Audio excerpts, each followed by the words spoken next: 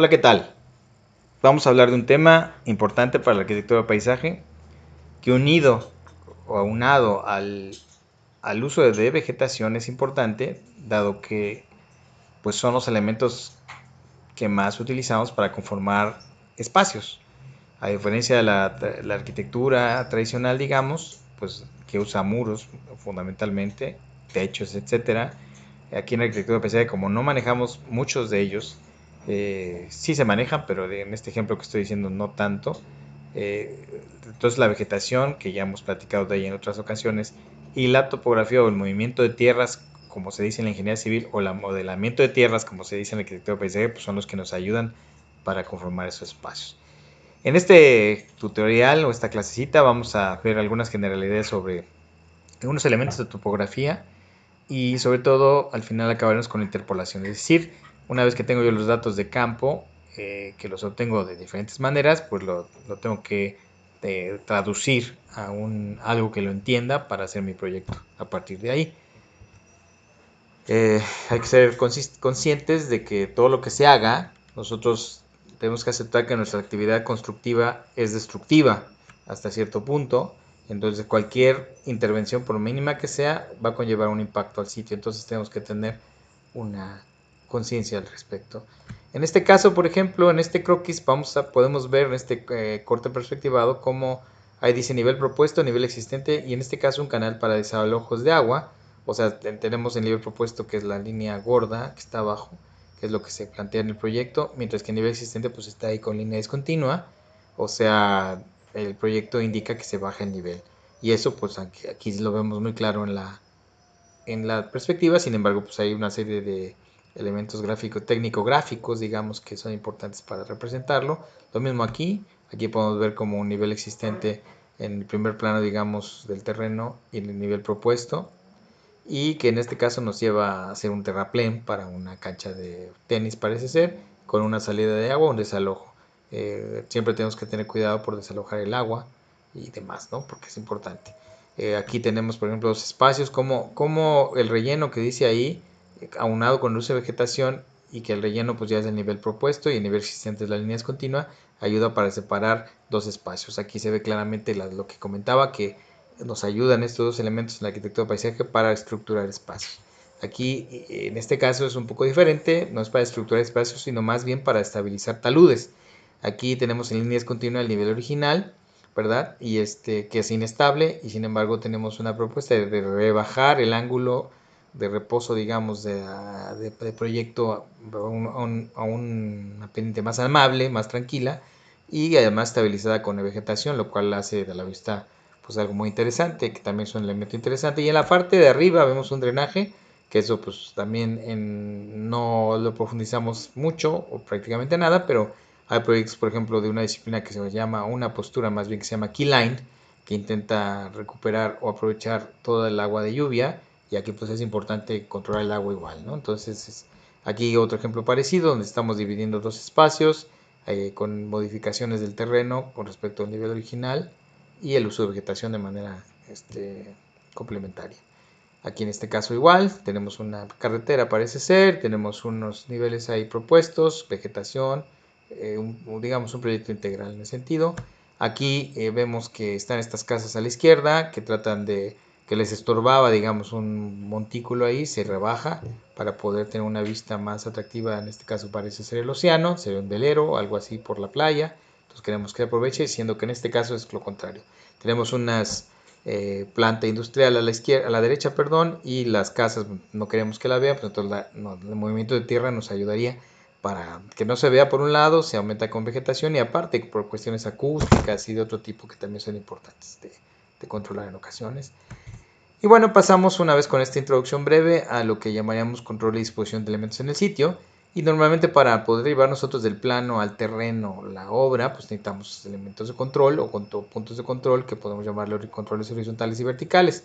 Los controles horizontales pues son las referencias para el trazo y control de elementos a disponer en la obra. Son los ejes famosos en los planos, que ustedes están muy familiarizados con ellos, por ejemplo, ¿verdad? U otros que se pudieran hacer, hagan de cuenta que es un proyecto muy circular, pues ahí a lo mejor no serían ejes, sería a lo mejor el centro de una circunferencia, el arco, una cuerda y cómo se ubica esa cuerda, etcétera. Eso ya pues cuestión de geometría para poder plantearlo en el terreno, pero hay que ponerlo en el plano. Eso sería el control horizontal, y los controles verticales son los niveles del proyecto, que nos vamos a concentrar mucho más en eso en esta presentación.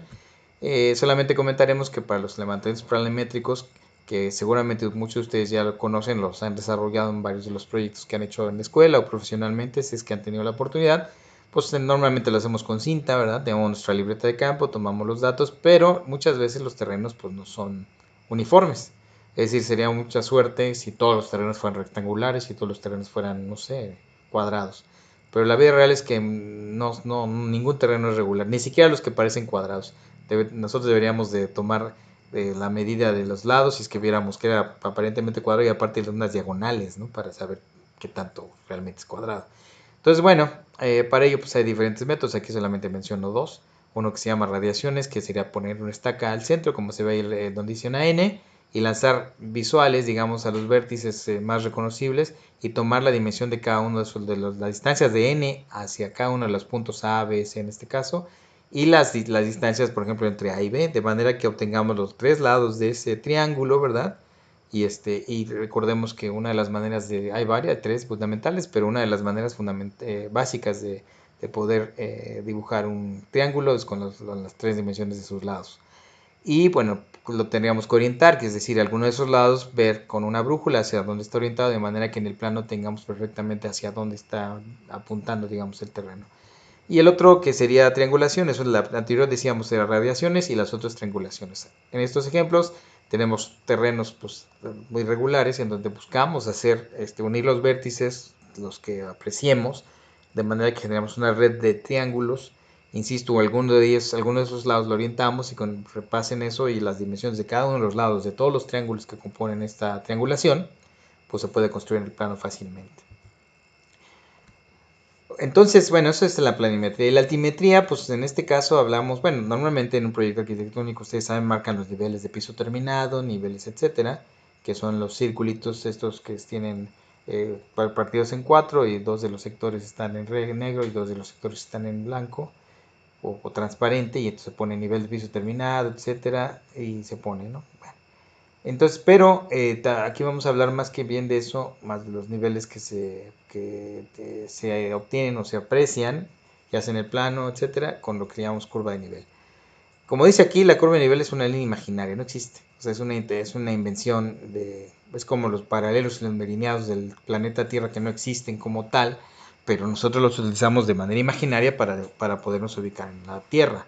Igual aquí, las curvas de nivel pues no existen, pero nosotros hacemos una representación de líneas que conectan a puntos, que nosotros tomamos cada puntos diversos en el terreno, que conecta a esos puntos que tengan la misma elevación, y vamos punto a punto, de manera que esa línea resultante pues es una curva de nivel.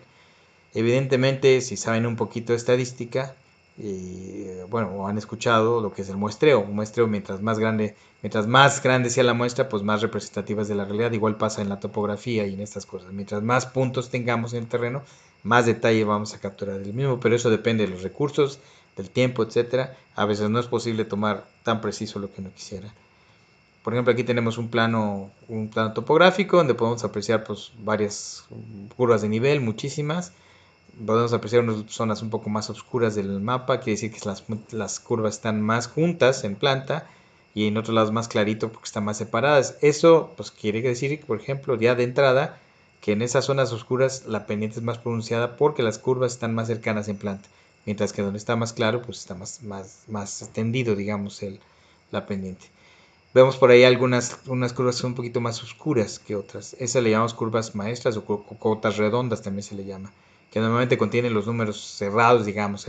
Ahí podemos apreciar una que dice 500, ¿no? Entonces normalmente es difícil encontrar una cota redonda que sea la 33, por ejemplo, o la 948, ¿no? Será la 900, 950, la 1000, ¿no? Pues así para no, y luego no poner todos los valores de todas las curvas, porque si no se llena de numeritos. Pero sí es importante poner las maestras al menos para saber si el terreno sube o baja, ¿no? Aquí tenemos una serie de terrazas que tratan de ilustrar un poco lo que es una curva de nivel. Las terrazas se trazan a nivel, O sea, esa línea que se ve ahí tiene que estar perfectamente, o debe estar perfectamente nivelada. Entonces sería como la representación en físico de curva de nivel. Aquí tenemos un valle y tenemos curvas de nivel a los costados. Sube la montaña aparentemente, no tengo los valores, no puedo saberlo, pero me imagino que sube. Ahí se ven las cotas redondas, las amarillas, que ven que en este caso van a cada 5, no tiene valores, pero quiero pensar que a lo mejor, por ejemplo, son 10, luego a lo que sigue amarillas en 15, luego 20, etcétera, dependiendo. O sea, las cotas redondas y las otras son cotas generales intermedias, vamos a decir. Aquí tenemos esta maqueta donde se ve cada eh, placa que ustedes han manejado seguramente de cartón, pues si involucra un nivel o una curva de nivel, es lo mismo. Varias características de una curva de nivel, aquí hay algunas, por ejemplo, con lo que decíamos, una curva de nivel siempre conecta puntos de la misma elevación. O sea, no puede ser que en un lado la curva diga 15, en otra 20, en otra 30, la misma curva, eso estaría mal. Es una línea continua y fue una figura cerrada, siempre se cierran, aun cuando eso no sea en mi terreno o en mi proyecto. Y siempre se requiere dos o más curvas para saber si las formas tridimensionales y la dirección de la pendiente, es decir, si sube o baja el terreno. Aquí en estos croquis podemos ver, por ejemplo, ese límite del dibujo y nosotros vemos que las curvas son cerradas, algunas se ven dentro del límite del dibujo y otras se cierran fuera del dibujo. Así sucede en la realidad. En el lado derecho tenemos cuatro curvas que nos dicen para dónde, bueno, podemos leer que la dirección va para abajo, porque tenemos arriba la curva 12, luego la 11, la 10, la 9.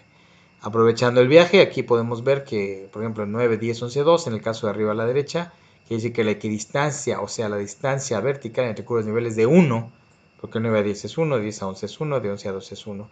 Mientras que en el dibujo de abajo, al lado izquierdo, es la equidistancia resulta en 2, ahí se ve, porque 54, luego 56, 50, etc. Quiere decir la distancia vertical, y ahorita lo vamos a ver con un croquis.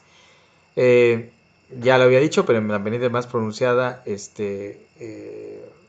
perpendicular a curva de nivel y el agua fluye perpendicularmente a las curvas de nivel. Esto es importante y ya lo mencioné, para la misma escala y equidistancia entre curvas de nivel, es decir, la equidistancia siempre normalmente es la misma, solamente que haya un detalle que sea muy importante destacar y que no considere la equidistancia puede ser, pero es extraño, ¿no? A medida que la pendiente se hace más pronunciada, la distancia entre curvas de nivel disminuye. La distancia en planta entre curvas de nivel disminuye y es lo que hace que las zonas se vean más oscuras en el mapa topográfico hace ratito. Y curvas de nivel igualmente espaciadas indican pendiente uniforme. Aquí, por ejemplo, vemos en este croquis como está un montículo, digamos, y tenemos planos horizontales en N1, N2, N3, N4, que son planos imaginarios que cortan este volumen de tierra o lo que sea, que la plastilina o lo que sea. Y ahí se ve perfectamente lo que es la equidistancia, es la distancia vertical, ¿no?, entre curvas de nivel o entre planos de corte de ese volumen. Y abajo se ve la planta, en la planta se ve la proyección de donde el corte, digamos, de esos planos en cada elemento que está en la montaña, digamos, que está ahí, ¿no? Ahí se ve, por eso curvas de nivel, proyección de trazas sobre el plano horizontal en común. Ahí se ve en un plano cartesiano tridimensional, n, x, y, z, etcétera. Bueno, en este caso norte, norte, sur, etcétera, ¿no? Aquí tenemos la equidistancia, otro ejemplo, y la proyección horizontal. Aquí decíamos que en la parte de abajo podemos ver curvas de nivel, la 10, la 20, la 30, 40, que están a la misma distancia y en concordancia con lo que dijimos, quiere decir que en una sección como la de arriba hablamos de una pendiente perfectamente uniforme. Entonces la forma de las curvas nos indican, ya de leerlas nada más, las condiciones del terreno. Y sobre todo, a partir de ahí, modificar las cosas de la manera que nosotros consideremos, ¿no? Las curvas de nivel nunca se cruzan, eso es real, aunque en algunos planos se cruzan, digamos, no es que se crucen, sino que se proyecta esa curva y pareciera que están cruzando, aunque en la realidad no se cruzan. Eh, por ejemplo, en esta croquis se dice perfil AA abajo, ahí se ve el perfil como es como una nariz y lo que está como una boca, la parte de abajo, pues está adentro, digamos, y se aprecia arriba en la planta, como hay unas líneas continuas después de la línea 525, se ve como que se crucen, no es que se crucen, lo que pasa es que así va la forma del terreno. Y bueno, aquí también podemos ver que la curva de nivel, que son en rojo, como se hace una excavación en una pendiente determinada y como la curva de nivel se embarra, digamos, en la pared. Y el lado derecho, si metemos un elemento estructural, la curva se bifurca, que es un poco lo que decían que no se puede, pero sí llega a suceder como en este caso. Una curva rodeada de cerrada o rodeada por otros indica ya sea que sube o baja, que es una cima o que es una depresión. Una curva de un nivel ya decíamos que no se bifurca, aunque sí hay excepciones o ejemplos que puede suceder como en esto que está aquí. Aquí tenemos una perspectiva de curvas de nivel, por ejemplo, la 2, la 3, la 4, la 5, la 6, la 7, etcétera. Es una escalera y bueno, cómo la escalera está planteada sobre esas curvas de nivel y cómo a partir de ese proyecto pues se hace un mejor aprovechamiento del terreno. Igual aquí en esta sección del lado izquierdo se ve un perfil de una montaña, algo así, se hace un corte, se hace un camino y el camino en planta se dibujaría como está en el lado derecho, que es las curvas discontinuas son las curvas originales y las curvas continuas arriba del terreno son las curvas de proyecto. Si vemos sobre ese camino, las curvas están a la misma distancia, lo cual indicaría, como ya dijimos hace un momento, que la pendiente es uniforme en ese camino.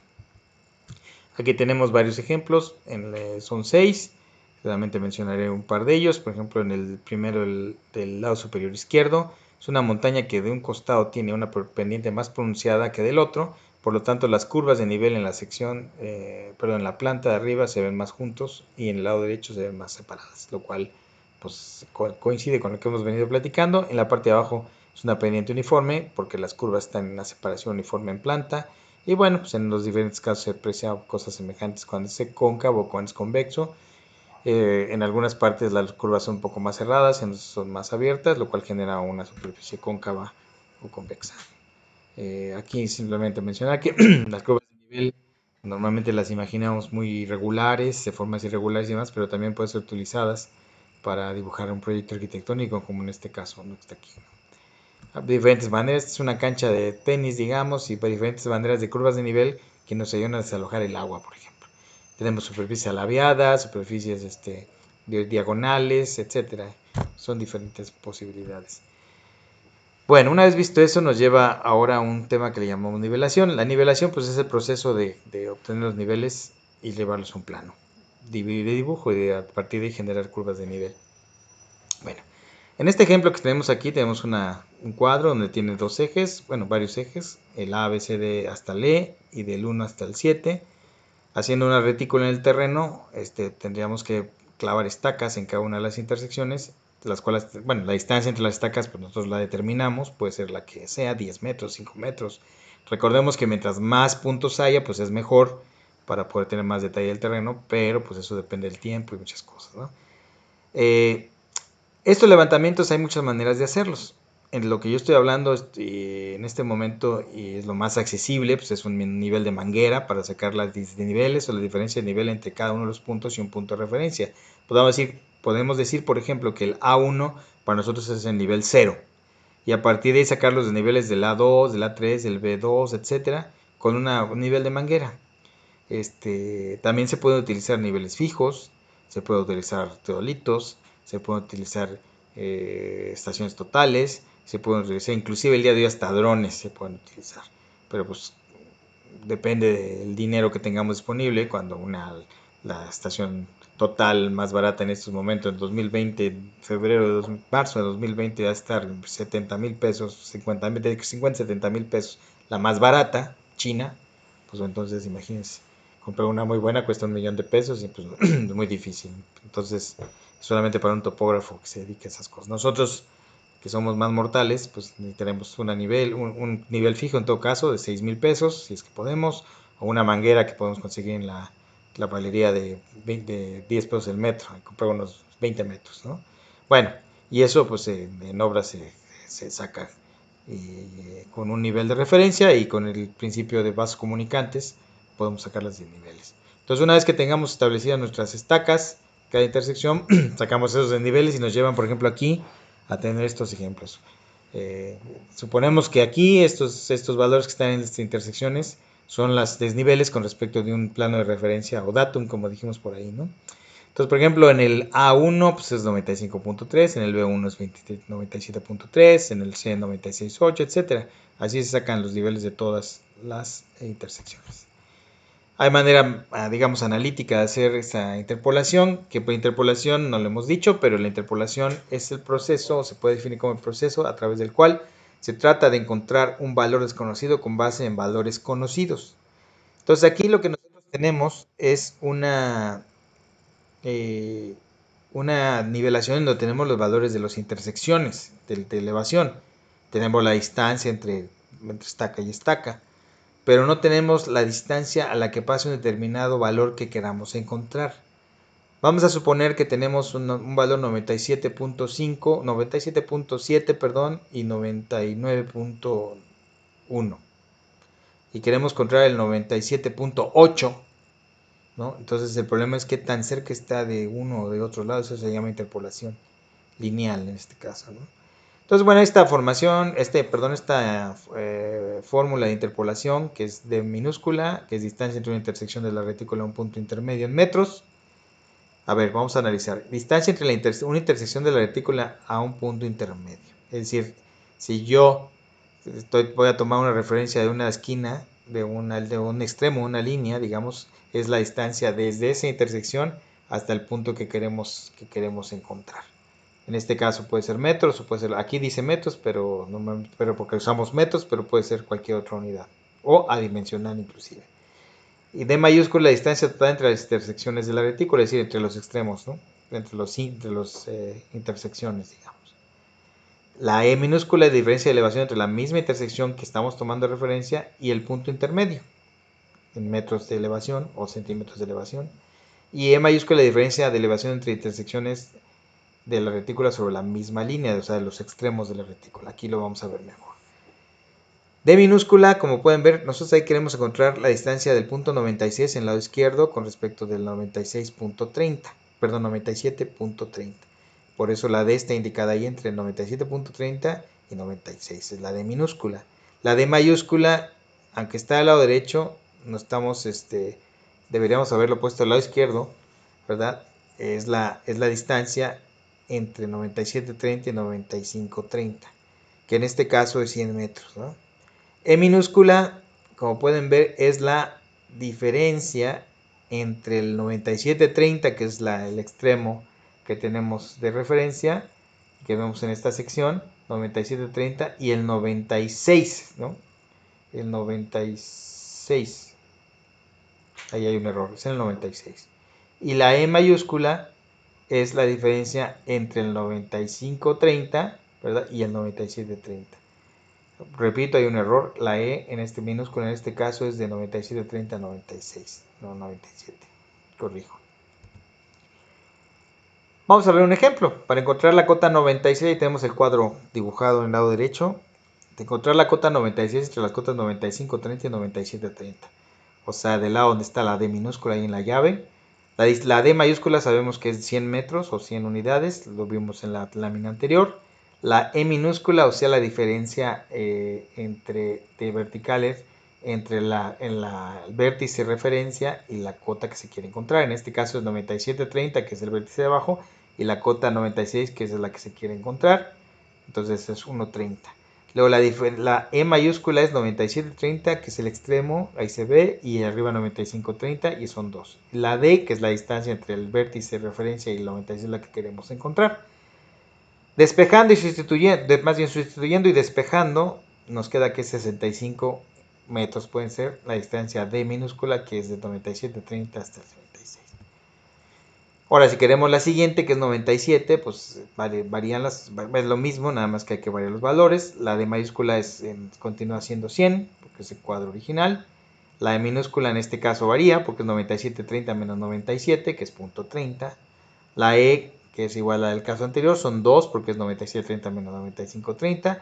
Y la D, de nuevo, sigue siendo la incógnita. Sustituyendo y despejando, nos queda que es 15 la distancia entre el vértice 97.30 y el 97.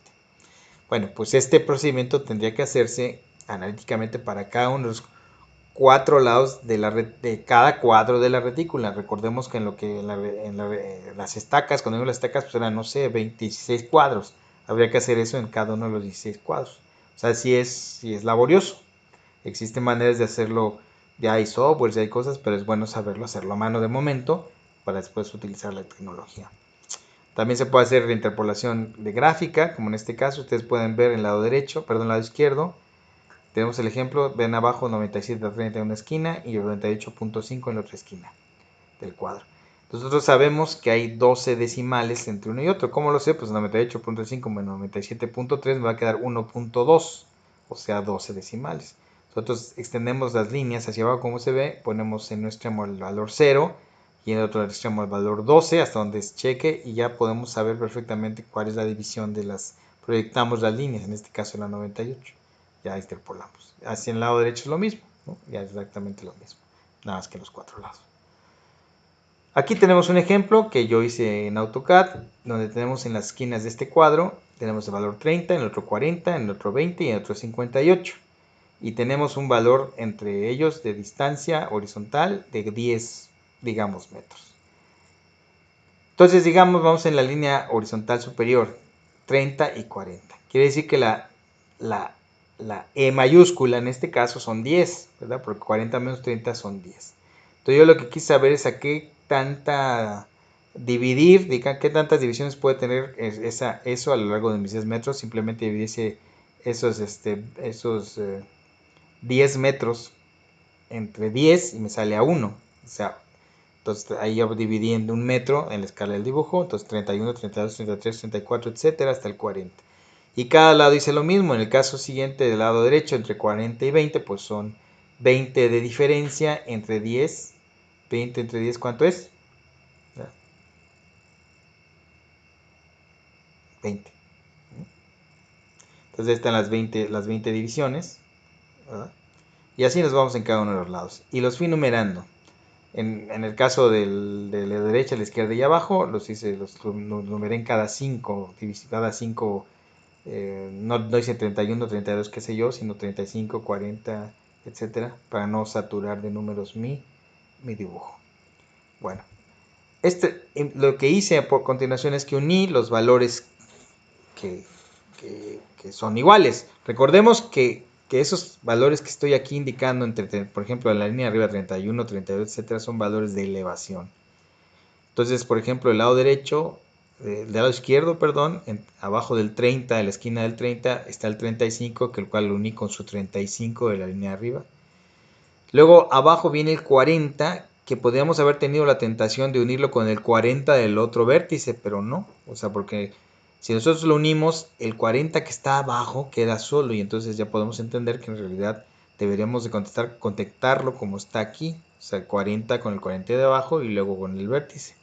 Y luego 45 con 45, 50 con sus 50, 55 con 55, en el lado derecho 35 con 35, 30 con 30, 25 con 25, y así nos quedan esas curvas de nivel. Que dicen, son muy rectas, sí, no importa que sean rectas o que no sean, el hecho es que es el valor, digamos, que nos están dando. Y luego las cotas más diámetro en este caso. Unimos el 31 con 31, 32, etcétera, cada uno con sus valores, y nos da esta configuración. Al centro del dibujo podemos ver que hay como un triángulo que no hay nada. Bueno, así nos resultó en este caso la configuración. No quiere decir que siempre suceda así. Aquí que faltaría, pues hacer otras mediciones para ver, poner otras estacas, digamos, al centro para poder ver realmente cómo está ahí la cuestión. Pero si no tenemos tiempo ni nada, pues lo dejamos así. Sirva este ejemplo para aclarar estas situaciones, ¿no? Bueno, les agradezco mucho. Espero que haya quedado claro, queda a sus órdenes. Y bueno, vamos a hacer posteriormente unos ejercicios al respecto.